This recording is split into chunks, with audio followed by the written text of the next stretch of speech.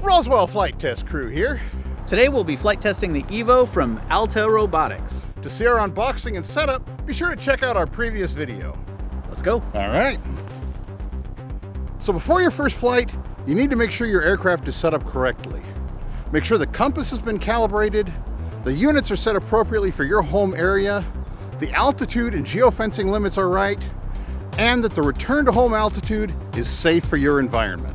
Here in the Pacific Northwest, we have some really tall trees, and some of them grow on top of hills, so we set the RTH pretty high just to be safe.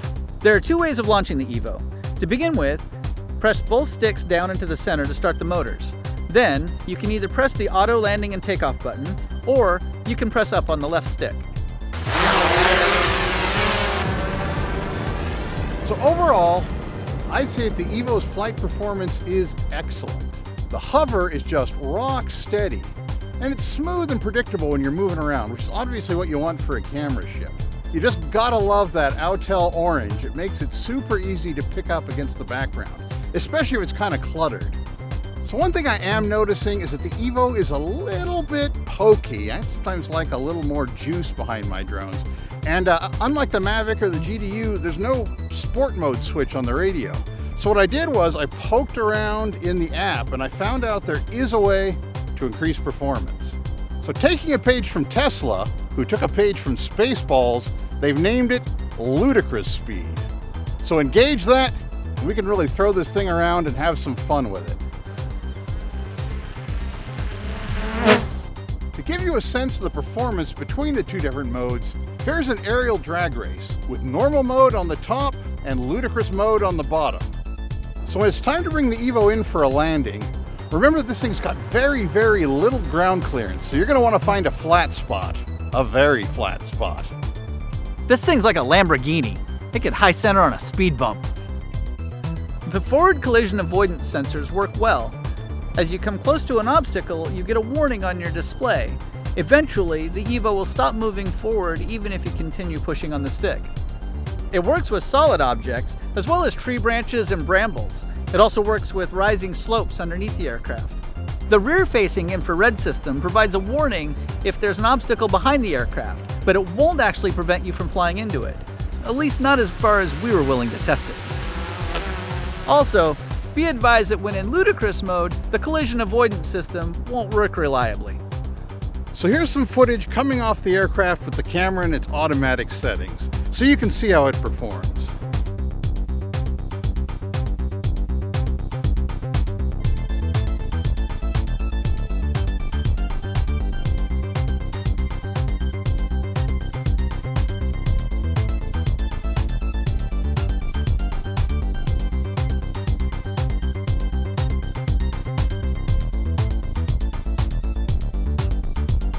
One thing I've realized I really like a lot is being able to adjust the camera settings using this dial on the back of the radio. It's great to be able to keep your hands on the controls so you don't have to reach up and poke at the tablet every time you want to change something. Next up, we have my favorite part, the gimbal torture test. So you can judge for yourself how good a job it does at stabilizing the image.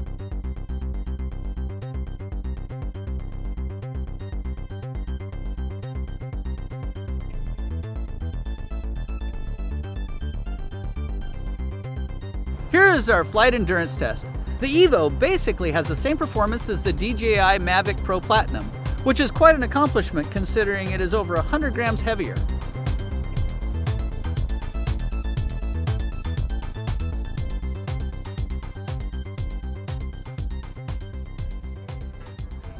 And that was the flight test of the EVO from Autel Robotics. To keep up with the latest on drones, be sure to click subscribe. Thanks for watching. We'll see you next time. Fly safe.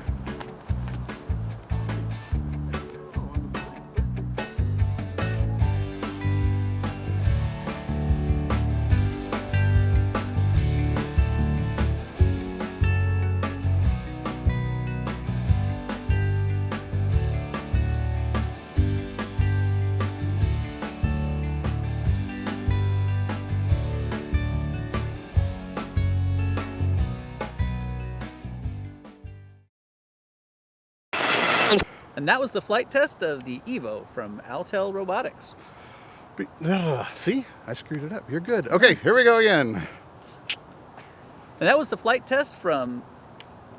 Now look what you've Now done. it's your turn. All right.